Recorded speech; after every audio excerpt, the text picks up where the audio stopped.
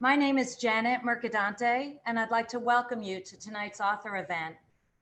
Every year when we turn the calendar to January, many of us take a moment to look forward, set goals, and oftentimes make pledges to make positive change in different aspects of our lives.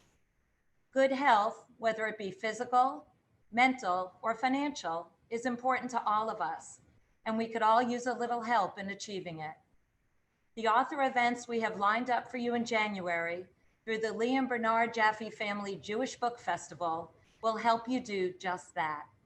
Tonight, Abby Schneiderman, Adam Seifer, and Gene Newman, authors of In Case You Get Hit by a Bus, How to Organize Your Life Now for When You're Not Around Later, will discuss how to prepare for the unexpected by organizing your affairs. Their clear, step-by-step program will not only remove the anxiety and stress from getting your life in order, but you will feel liberated and satisfied that you're leaving the best parting gift imaginable to your loved ones if the unexpected happens. Before I turn it over to Abby, Adam, and Gene, if you have any questions as we go along, please be sure to type them in the Q&A box at the bottom of your screen, and we will get to as many of your questions as we can, time permitting. Now to introduce our guests. Abby Schneiderman is the co-founder and co-CEO of Everplans. She is an industry expert in the areas of digital estate planning, technology, and consumerism. Abby is a Forbes.com contributor and has been featured in the New York Times, Wall Street Journal, and CNBC. Adam Seifer is also the co-founder and co-CEO of Everplans. He has helped create multiple huge online communities and networks and is an inventor on the social networking patent, now owned by LinkedIn. Gene Newman serves as Everplans editorial and education director and has spent his career as a writer, editor, and content leader for Maxim.com, Hachette Filipacci Digital, and other lifestyle properties. Abby, Adam, Gene, welcome to our community. Thank you so much, Janet, and thank you to everyone for having us tonight. We are so thrilled to be here. Adam, Gene, and I have been looking forward to tonight for a really long time. We're going to give you a little bit of a story about how, in case you get hit by a bus, how to organize your life now for when you're not around later came to be. And I thought I would start with really the origin, the history here. But it all started about 10 years ago when I was planning my wedding, and I was using all of these online resources that are out there, like the knot.com and Martha Stewart's websites, and I was on them every single day. I was on their apps and their guides and their calendars and their checklists. And I say this all the time. I don't know why my brain went from marriage to death, but I started to think about what's next in life and what are the other life stages that are out there, and what are the other resources that are out there that are going to guide me through the rest of life stages. And I started looking into it. I'm a repeat tech entrepreneur and found that there are plenty of resources for having weddings, plenty of resources for having children, plenty of resources for sending your kids off to college, financial planning, even retirement planning. But after retirement planning, that was it. There were no more resources online for any other life stages. And I mentioned this idea to Adam, and I said, who's helping people deal with death? And he said, somebody is. It's the biggest life stage that there is. And I said, well, I've been looking into it, and there doesn't seem to be anything online around this topic. And so Adam and I started looking into it. We started doing the typical tech startup thing, meeting up at coffee shops and in each other's apartments. Adam and I just were curious as to what was out there. And after about a year of looking into it, we were pretty shocked and actually appalled that there was nothing. There were no good, solid resources for what's most likely the most difficult, most scary, most morbid life stage that there is. And so that was the original idea behind the business that we've created over the past 10 years, and really what this book is all about. The idea was to create the first modern consumer company focused on what we now call life and legacy planning. And we started by writing articles. We wrote over 500 articles on everything from how do you write a will, to what do you wear to a funeral, to how do you name a power of attorney. And we put up a website to see if people would be interested in this topic, and sure enough, they were. As you can see on this page, this was a few years ago in our office in New York City. This was our team at the time, but we started building a company. And a big part of our personal story is that about a year after we had written these articles, which, by the way, we get over 4 million people a year who come to read on our website at Everplans. But a year after that, my family experienced a terrible tragedy, which was that my 51-year-old brother, who was on vacation with his family, was on his way to lunch when he was killed by a driver driving down the wrong side of the road impaired. And it was a disaster for us. Luckily, my brother had made some financial arrangements, but he didn't have a will. We had no idea how to access his accounts. We had no idea what accounts he even had. And my family was left in this nightmare of a situation of having to figure out what he would have wanted, track things down, make decisions. It was expensive. It was stressful. It was a nightmare. And what we've learned in the past years of building this business and writing this book is that this is just my story, but everybody has a story. And this is actually a picture of me and my brother when I was 2 years old. This is my favorite photo of the two of us together. But this event really made Adam and I realize that in order to really make a difference in people's lives and at their time of greatest need, we had to actually help them get a plan in place ahead of time. That way, if a tragedy or an emergency struck, families would have easy access to everything that they needed. And so we began building our planning technology platform. And that's when the amazing Gene came aboard to help make this whole topic more relatable and accessible. And this book is really a culmination of everything that we have learned and will empower and inspire everyone to get a plan in place. But when we started writing In Case You Get Hit by a Bus well over a year ago, we obviously did not know that the world was going to change the way that it has, which we address in the book's introduction, which, Adam, if you don't mind reading from. Sure. Hi, everybody. And this here is a picture of my family. That's who I do all my planning for. And this was back actually at the beginning of the pandemic. Remember when wearing a mask was still just a novelty? But anyway, here's an excerpt from the beginning of our book. For more than 10 years, we have been obsessed with helping people get their lives organized in case something unexpected happens. By far, the most difficult part of our mission used to be convincing people that the unexpected actually happens, and that unexpected things could happen at any time, like getting hit by a bus, as our not-so-subtle title suggests. Then, at the beginning of 2020, the entire world was hit by a bus in the form of a pandemic. The unexpected, the very thing our company was built around, became reality for just about everyone on the planet. Life as we knew it ground to a halt. Those families that could hunkered down to minimize the impact, and most everyone feared the worst. But there were undeniable bright spots too. A warm text from a friend you lost touch with years ago, a post on social media from someone on the road to recovery, a former coworker checking in to see if you were okay. Group video calls with family members became the norm, a chance to at least see each other's smiling faces, and to poke fun at parents who spent half the call trying to figure out how to turn on their cameras or their microphones. Birthdays, holidays, graduations were celebrated remotely, but we could still be together.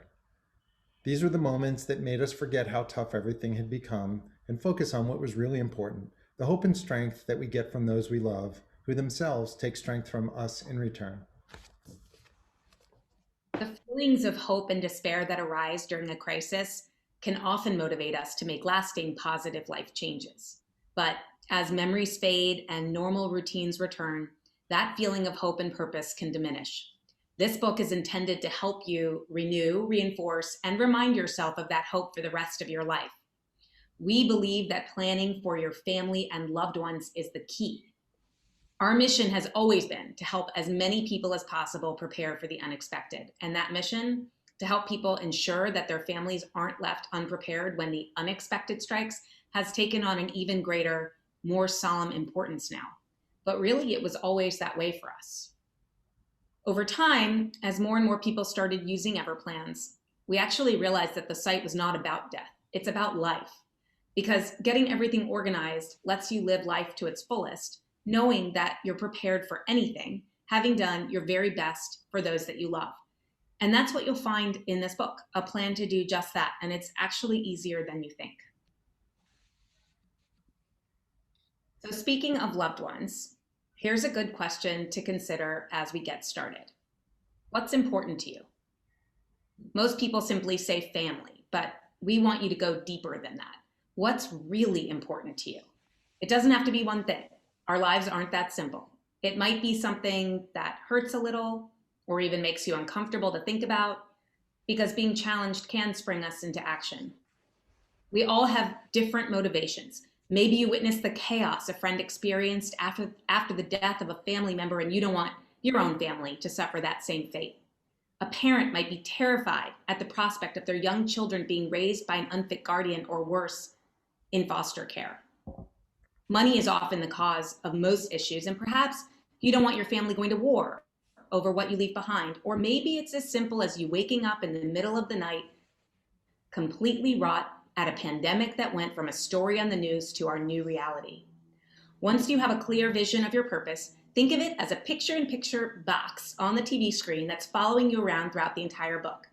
That picture might have an image of your kids, your spouse, your partner, your siblings, your puppy, or a person that you loved who is now gone. And when you get discouraged or overwhelmed, take a second, visualize that image in your head, and then repeat this mantra: this is why I plan.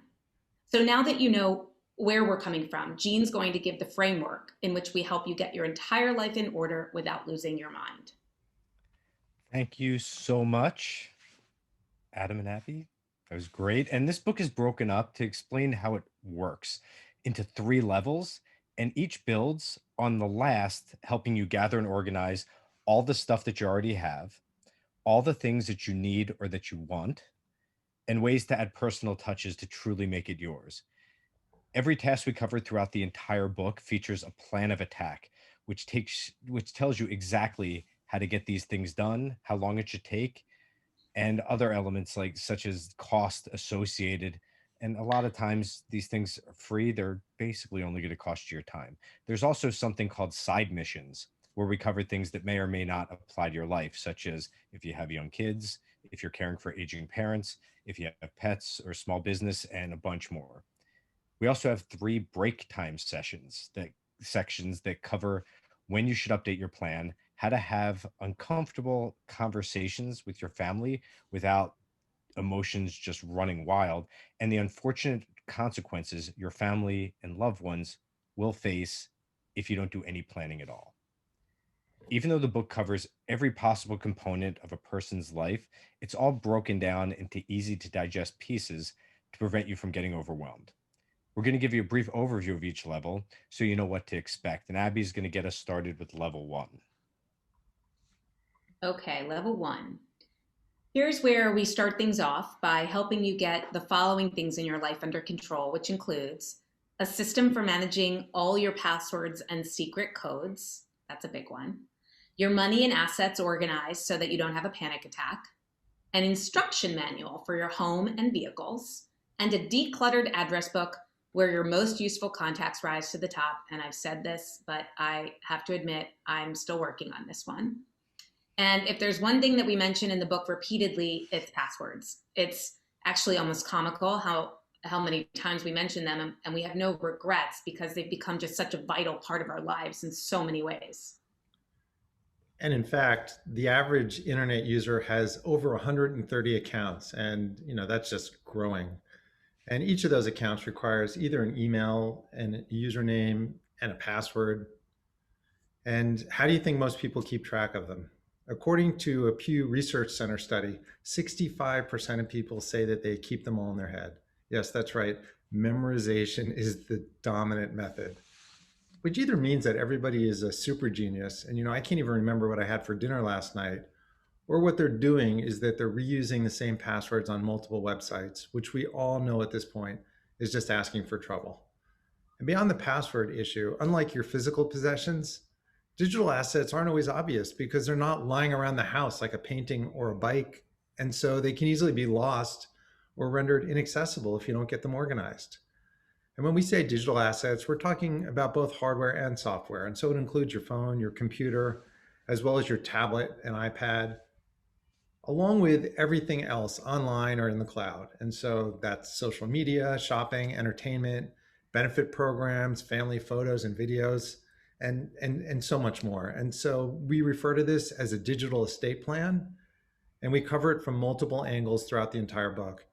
And I don't want to give away any spoilers and ruin the surprise, but we start the book with passwords and we end with passwords. They're just that important these days. And another important aspect that we cover in level 1 is managing your home and important contacts, which Abby's going to take you through. Stop for a second and think about all that goes into running a household. This is actually one of our favorite illustrations from the book, which shows how menacing a house can be if you don't know the ins and outs. But from the mortgage or rent to the routine maintenance to the utility bills you pay on a monthly and yearly basis, I don't have to emphasize this point because everyone here already knows. A typical household can have more than 15 utilities, vendors, or services associated with it. And that doesn't even include how it's financed or any quirks that only you know about, like if part of the basement floods after a heavy storm. Now imagine your family trying to piece all of that together without you around to help. Do they even know where you keep the deed?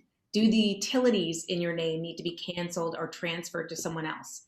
If a pipe bursts, is there a trusted plumber you call to get the job done who won't rip you off? What about maintenance and care instructions for the car? There are dozens of things that you've figured out over the years to help your home operate smoothly, which is why the book explains how to create something called a home operating system, which is a helpful and easy to compile instruction manual for your home. And I like to tell this story about in my home with my parents and my dad who's 85 and my mom who's 75.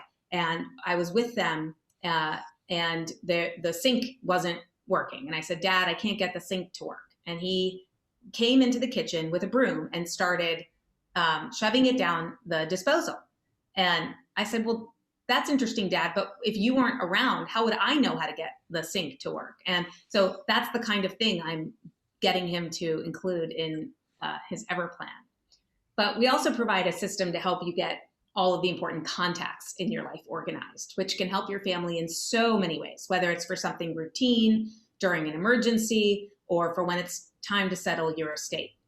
You'll realize that while reading this book that level 1 is about getting what you already have in order. And as we move on to level 2, you'll notice that we start adding some more elements into the mix.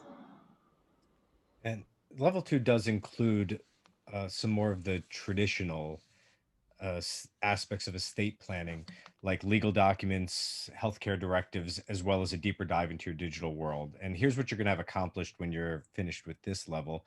You'll know how to get a will and power of attorney in place, plus information on setting up a trust, how to organize all your bills and debts into a neat, non-depressing pile, how to compose what we call a personal medical journal, and learn everything you need to know about creating advanced healthcare directives. And you'll have brought order to every digital account and service that you use. This level can seem stressful because it involves things that either seem complicated or things you might want to avoid. We demystify it all and help you understand why doing these things will actually reduce stress from your life. And Adam has 2 personal examples, one involving a will and another involving healthcare directives, that really brings it all down to earth. Yeah, this is a picture of my father-in-law, Marvin, and he was an incredible man. He's there with my wife, Carrie, and he died unexpectedly about 3 years ago. And even though we figured he didn't have a will, we weren't entirely sure. And so we spent a couple of days searching all over the place just in case. And then ultimately, because there was no will, there was no official executor. And my poor wife had to petition the court just to be allowed to be the administrator of his estate and had to put up a personal bond just so that she'd be allowed to do all those unpleasant things like shutting down credit cards and bank accounts and things like that. It's already so yucky, and these extra steps just made it extra difficult. And it would have been pretty easy to avoid because creating a will is not nearly as complicated or as expensive as a lot of people think. There's actually a lot of free or inexpensive options online, and they cover the basics and they can help you to just get something in place, which is so much better than nothing. And of course, if you have a more involved estate, like you've got a blended family, or you've got property in multiple countries or multiple states, or you have some complicated investments, it's well worth the cost of an estate attorney to get this completed once and for all, if only to save your family from the unnecessary burden later. And now on the flip side of this, I'd like to discuss how planning in advance made all the difference for my mom and my family. And that's my mom, Joan. And this is where I want to talk to you about the importance of medical directives, and you may know it as an advance directive, which is typically the combination of a living will and the naming of a healthcare proxy, which you might sometimes hear referred to as a healthcare power of attorney. And sometimes your advance directive can also include things like a DNR and a pulse. But the importance of your advance directive just cannot be overstated. And I experienced it with my mom, who unfortunately died near the end of 2019 after a tough battle with cancer. And I was fortunate to sit down with her a few months beforehand, and included my dad, and we straightened out her living will and her healthcare proxy. And as a bonus, we also got my dad's done at the same time. And we had a chance to discuss what was really important to her. And, obviously that's a weird conversation to have, and it's tough to get going. But once we started doing it, it just started flowing. And she felt really relieved that we did it. And then when the end came and she couldn't communicate anymore, I knew exactly what she wanted. I knew she wanted to be home. And I also knew exactly what she didn't want. And because of that, there were no dramatic arguments with my family. And I wasn't tortured then or even now by wondering if my decisions were the right ones. That little bit of communication and planning really gave us all so much peace, and it gave her control over her end. And there was a study done by Stanford University that, it's just amazing. It found that more than 80% of patients say that they wish to avoid hospitalizations and high intensity care at the end of their lives, and that they would prefer to die at home. But their wishes are often overridden. And, while there are never any guarantees in life, having your medical and legal documents in place definitely increase the likelihood of you getting what you want. And the best part of an advance directive is it's free. You don't even need an attorney to do one. We have templates for each state on our website at everplans.com. And we also have a link in the book so you can find them online as well. So you can get your state's template and get one in place. And next, we walk you through how to get legal. We walk you through everything along with a quick, easy to understand reason as to what each of these things are and the decisions that you need to make. But here's a quick overview. First, we walk you through your will. Who gets your assets, and do you need to name guardians for any dependents? Then power of attorney. Who should be making financial and legal decisions on your behalf if you can't? Advance directives. As Adam was just describing, who should be making health decisions on your behalf if you can't, and what sort of treatments would you want in the first place? When boiled down, it's that simple, and you'll find that most of the effort actually won't be in doing the paperwork, but just in making the decisions.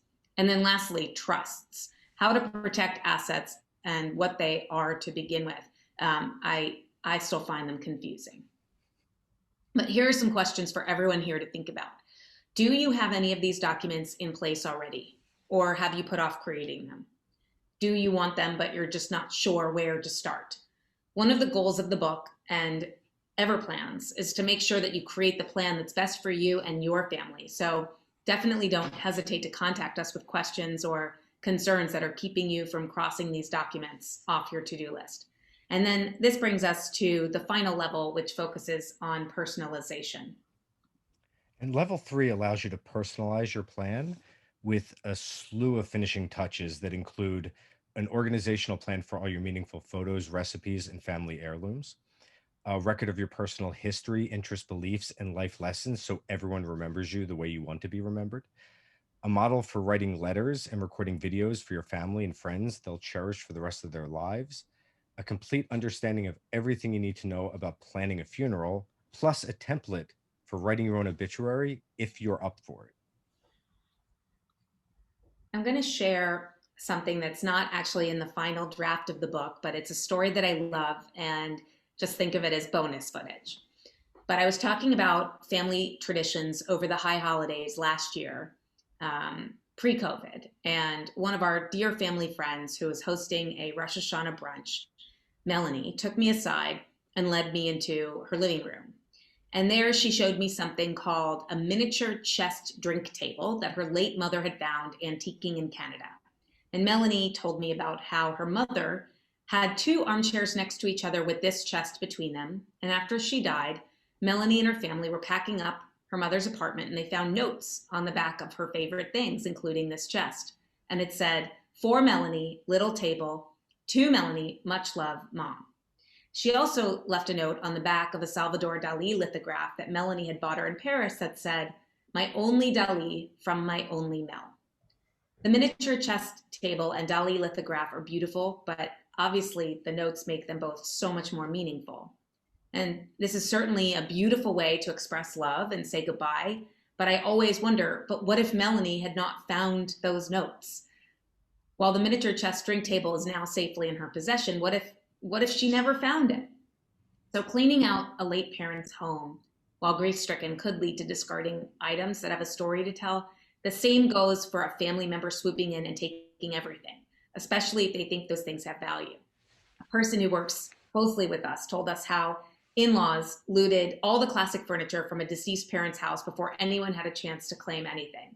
And while this was many years ago, and she's not even sure she wanted any of it, it's still a minor point of contention among the family.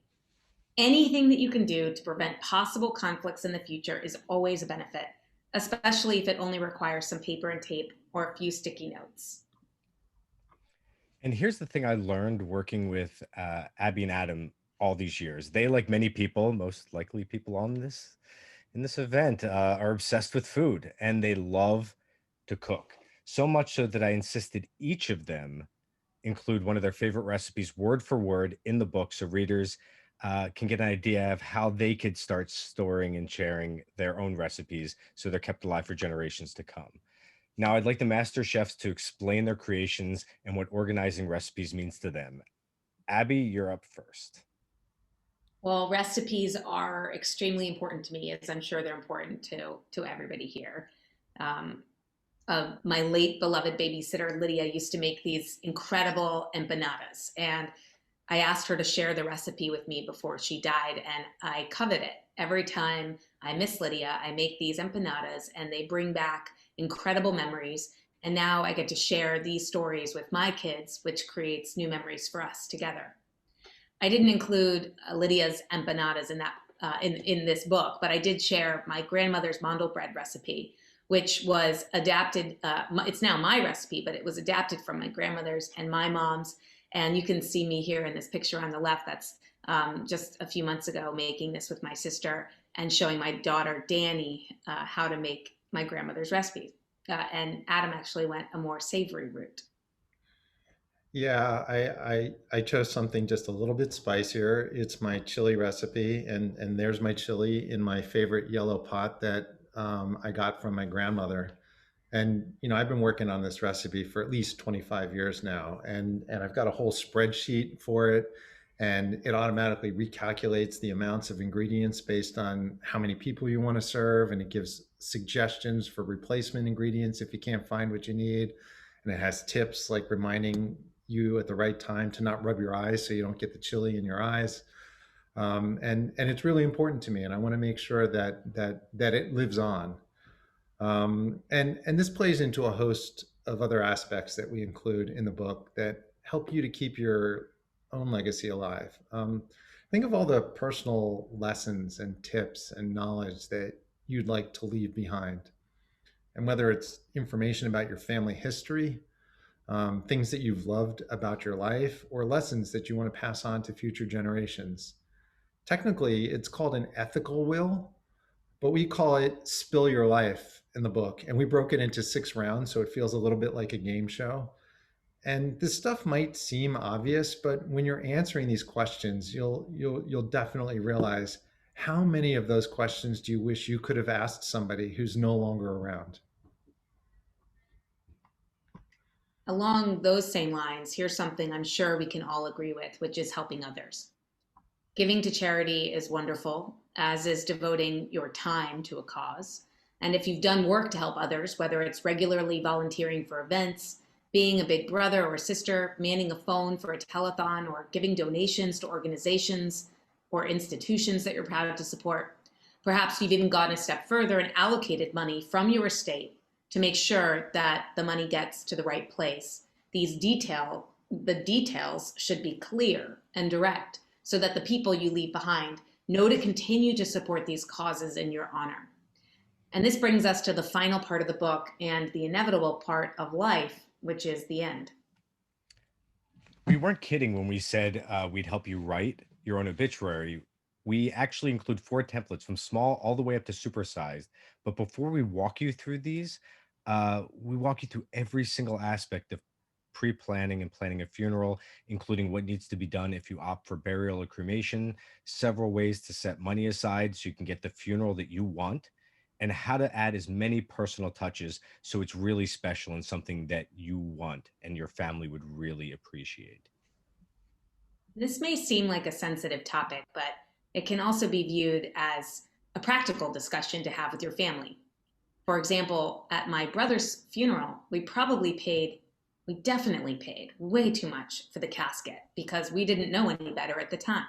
And when discussing this with my parents, my mom said her preference was for the plain pine box, but my dad surprised us all that day saying he wanted the most expensive casket that we could find, which was good to know because we would have never known that.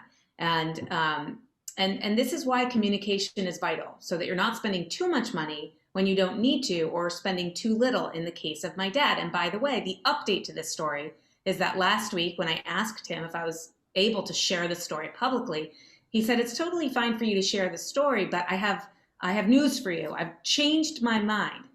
Now I want the plain pine box. Your mother doesn't want me spending all that money on a casket. She wants the money instead. So that's fine. If you change your mind, make sure somebody in your family knows, because I would have gotten into an argument with my mother that day trying to make sure that my dad was getting what he wanted when it wasn't in fact what he wanted anymore.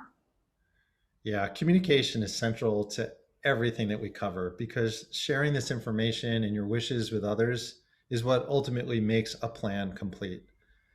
And we also know how tricky it can be to talk about some of these things with loved ones. Talking with family can be littered with emotional and sometimes suspicious landmines. When topics include money, medical issues, or death, it can be even more terrifying. Consider for a second that people would rather talk about no longer being on Earth than talk about their finances. The Wells Fargo study pictured here, and that's also in the book, also revealed that although people aren't comfortable talking about money, it's one of the biggest stresses in their lives, often causing sleepless nights. And so we offer a bunch of tips on how to eliminate the fear and the stress from these topics and how to break the ice to get your family talking and planning and in motion. So thank you so much. This barely scratches the surface of what we cover in the book, and we can't wait for you to read it, get your own plan completed and out of the way. And if you think this book isn't for you, I have one final story. Before I started Everplans with Adam, I was explaining the concept of the company to my parents, and my dad, who fancies himself an expert planner, said, I don't need this. All my legal documents and important plans are with our estate attorney. And my mom said, but Milton, who's our estate attorney? And so you might have a folder with legal documents and instructions or a file with an attorney, but our lives are made up of so much more. And plus, if no one knows where it is, it could be as if you never did it at all. The first step is getting started, and this book helps you to do just that. So thank you so much for having us. We'd love to answer any questions that you have. And thank you. Yes.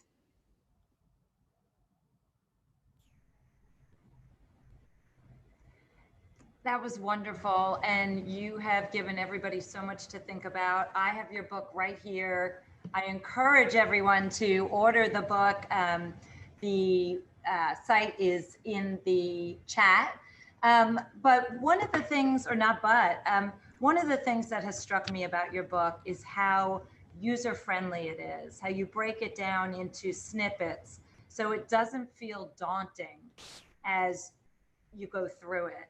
And in reading some of the reviews of your book, people talk about how it's like a friend guiding them through the process. And I think that's so important because it can be such a daunting topic, and you've approached it in such a user-friendly, gentle way that I think it takes away a lot of that, the fear and the mystique and all of that that typically goes away with this topic. So I want to thank you for that. So realistically, how long would you say, and I'm sure it completely varies from person to person, but is there such a thing as a typical time frame to get all of this together, to go through the process? It really depends. It depends. Every person is different. Every person's plan might be different. And it depends on how deep you want to get with it. If you want, you can take 5 minutes and do something enormously valuable for your family. And we walk you through how to do that. Really, that's what level 1 is all about in the book. But if you want to go deeper, this can be a lifelong journey of just, it's a mentality. As you're going through your daily life, thinking about little things that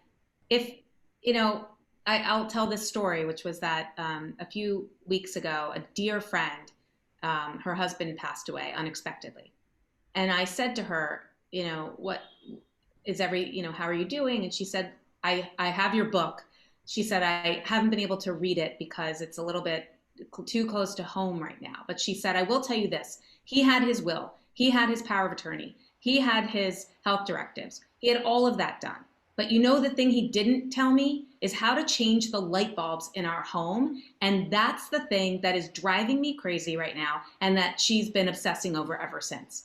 And so what we're trying to get people to think about are these little, what we like to call nooks and crannies of your life that, can be, it could be never, I don't want to say it's going to take you your lifetime to do this. It could take you 5 minutes, and then you can go with it from there.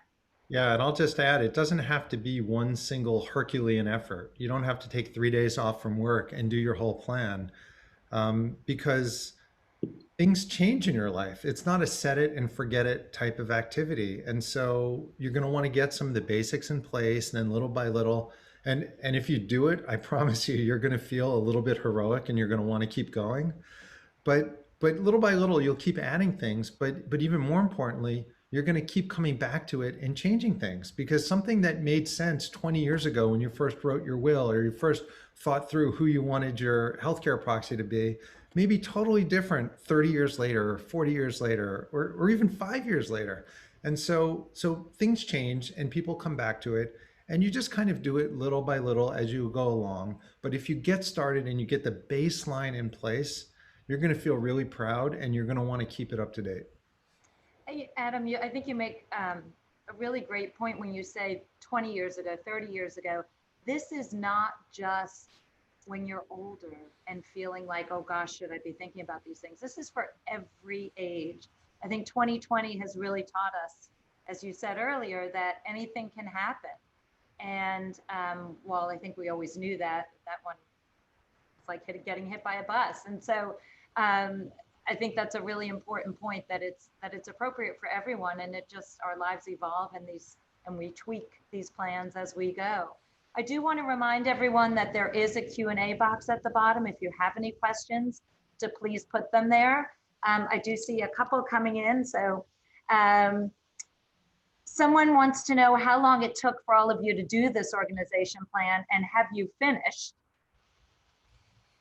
Well, I think we sort of just touched on that, which is that it's always evolving. There are always things. I mean, we just moved into a new apartment recently, And now I need my husband to tell me what the Wi-Fi password is here. And the fact that how does our cable system work here? Because last night I was trying to turn on the TV and I have no idea how to do it. It's these little things. So, you're sort of you're never done, but there are certainly some key things that you can put in place. And to your point earlier, Janet, about there's no wrong age to begin doing this. I mean, even kids who go off to college, it's important for people as soon as they turn 18 to at least make sure that they're thinking about if they're at college and God forbid something were to happen to them, have they created a HIPAA authorization form? So in advance, so that if something were to happen to them and they had to go to the doctor or the hospital or something, that the doctor would be able to release that information to their parents. And so we're just trying to get people thinking of practical things like that could turn into big problems for your family. And another thing that I'll add to that also is that sometimes you think you've done a really good job planning. And when you take another look at it, you realize that you might not have gotten it all the way over the finish line. And so I thought I was a pretty good planner. When we had our kids, my wife and I went and we got our wills done and our power of attorney and everything. And, we did it at a great law firm, and we have this binder, this beautiful binder that they gave us with all of the documents in it that's sat up on the shelf in our office. And then when I sat down to actually do my Everplan for real, and I was putting the information into my digital Everplan, I looked in that binder and I realized that these were drafts and they were unsigned and not notarized or anything like that.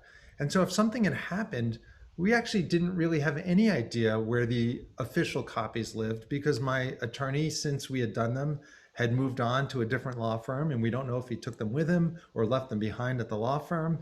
And so I think it's really important that you don't look at it as a thing that you have to get done all at once and be done with. That I think you used the word tweaking, Janet. I think you're going to be adjusting and calibrating and tweaking this throughout your life. And that's And true for any plans we make, right? As our lives evolve, we have to adjust. and Do a you, lot do of you want to? times it's really making sure that you're leaving, pieces behind. We call them breadcrumbs, but I like to think of it as, your life is a mystery that should be really easy to solve for the people you care about. Everyone, a lot of times people just they have accounts here, and we've talked many times about how much life insurance doesn't go. It's billions of dollars that isn't collected every year. Bank accounts that just disappear. Assets that people just can't find. And that's a lot of this stuff is identifying in the book, and our whole system really takes you through each step of this, and you're going to notice the stuff that stands out to you, because we know certain things people are going to see and say immediately that goes off, that light bulb, like Abby was talking about with her friend who's trying to find all those light bulbs. It goes off and you start thinking, oh, they would have no idea about this. They'd have no idea where I keep the deed to the house. They have no idea how I have my bank account set up. Once accounts are frozen and they're put aside, we spoke with the widow that we mentioned in the book, and it's really upsetting because when her husband died, everything was frozen. She had no access to any of the money because the accounts were not joint accounts. And we hear this over and over again, and it's little tiny things like that. Nothing is this major event. It's these little things that if you just take piece at a time, you start realizing they'll know who to contact, they'll know where the things are kept, they'll know how to access the accounts, and then you build to that. And also the personal stuff that we mentioned, and Adam and Abby have been such good proponents of photos and especially recipes. That stuff will be lost forever. Like your assets will get sorted at one point, but people won't know how you lived your life, what charities you cared about, what causes meant a lot to you, how writing letters to loved ones. Those are the things that you'll never be able to know. They'll just disappear into a void unless you really let people know that they exist. Where is this plan kept? I know, Adam, you said you were referencing the documents and then the digital plan. Where is the plan kept? Well, we're big proponents of digital. You're still going to have to, for certain things, have a real life, real world paper copy. A notarized will is a thing that's physical, but you should have a copy of it in a digital lockbox like Everplans, or at least the information about who your attorney was who did the will for you, so that your family can get to it no matter where they are or no matter where you are if something happens. I think the old days of the box under the bed are gone. There's so many reasons why that doesn't really work out for a lot of families. One is families are all over the place, and so you've got your papers in a box under the bed, but something happens to you and your family lives 3 states away or 10 states away. They don't have access to that box. The other thing is that box doesn't get kept up to date often, and it goes out of date, and there might be conflicting copies of things in there. And so if you can keep things digitally, your family will always know that they have access to the most up-to-date version. um, and so yeah, we're big proponents of making sure that you put at least the pointer information all in one place on a site like Everplans, and then share that digitally with people in your family that you trust so that they have access to it. I'm sure there are some people listening who are thinking, I do have a box under the bed, and I probably need to make some changes to that. So that's a great point. I mean, some of this information, the practical information, it's not necessarily legal documentation, but even important contacts that you have.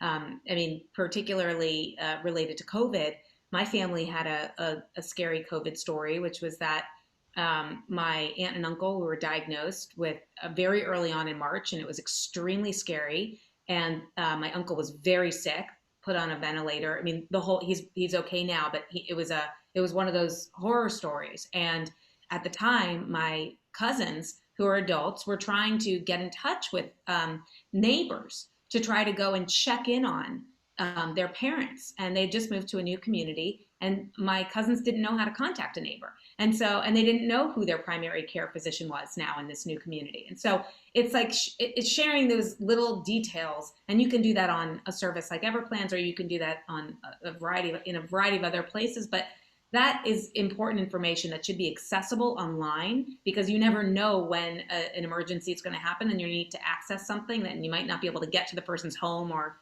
safe deposit box or wherever they're keeping things. Really great points, and certainly food for thought for everybody. We have had a couple of questions. Somebody has asked about residency in multiple states. So whether you talk about that at all in the book. And I'm not certain whether what specifically they're looking for. Maybe it's just if you have more than one home, I guess it's a matter of covering what people would need to know in both of those homes. I don't know if there's anything else that. Yeah, there is something that we do mention, which is checking, and Adam mentioned this earlier during the presentation about people with property in different homes, because depending on where you live and where that property is, that has to go through different processes. It's just not one overarching federal process. So if you have a home in Virginia and you have a home in Arizona, you have to deal with the property and assets in each one of those states. But mainly medical directives are the most important, because sometimes they might not transfer between that. And a lot of the information we offer, it's not we're not lawyers, we're not financial advisors, we're not insurance agents, but we provide that guidance. And we say, whenever there's a question about anything, always talk to a professional. Some of these things can get very complicated if anything's contested. If there's someone who doesn't believe you should have they're going to try to get guardianship, and you feel like families can fight over this stuff. They fight over assets, they fight over these types of decisions, especially if they're very emotional at that moment. Gene, I would say if you have two homes, you have double the reason to need to read this book, and double the reason to get a plan in place, because you have two households that need home operating systems documented for somebody else, and what you want done with all of the things in that home. Two copies of the book. Yeah, there you go. Is there anything that you would add into the book today that didn't make it in, especially having just gone through this well, we're not through it, having experienced the pandemic over the past year? Is there anything that strikes you now that might not have previously? We were writing it, as Abby mentioned at the beginning. We started writing this. I mean, it was before that, but we did have time when we were writing it to account for for COVID, and it was in the opening, and to recognize that we've always been thinking of stuff like this. The unexpected has always been part of it, and while it might not be specifically about those aspects, we really wanted to make sure that we cover every part of a person's life, and it could apply to what's going on now, but what people have been going through for, for forever. Lots of families, someone gets sick, someone goes in the hospital, someone has an emergency. It really, whether this is just hitting people on such a wide scale, and it's opening people's eyes so quickly, that it seems like that property. But for us, it really has been that way, where we think getting that plan in place is really important. And I think that just again, having information digitally, in particular in the age of COVID, is incredibly important, because we're now in a situation where we can't enter each other's homes like we used to be able to. And so having information, if you have your information in your home and your family is not able to enter your home because you have COVID or they have COVID, or you're just not willing to risk it no matter what, then you're limiting your ability to get access to information. So I think the circumstances have become more dire now to need to do this type of planning. Absolutely. Well, before we wrap up, is there anything additional that you would like to say before I thank you so much for providing us with such wonderful information this evening? Any final words? I would just say, don't be overwhelmed by this. It might seem like a lot. It is. There's a lot that you could do, but really spend 5 minutes with the key things, just to give your family a little bit of a roadmap, is the biggest gift that you can give your family of all time. Well, I thank you for that. And I am sure that everybody who has listened this evening is going to walk away recognizing that we all have work to do, and just fighting off a little bit at a time. And again, I think the link to Everplans is in the chat, as is where you can go and purchase the book. And I encourage you to do so.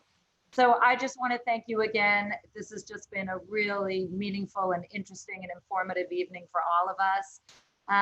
For those of you in our community, as I said, you can get a copy. There's the link. And please visit jewishva.org/bookfest, jewishva.org/bookfest, for the full lineup of book festival events coming up in January. Have a wonderful evening.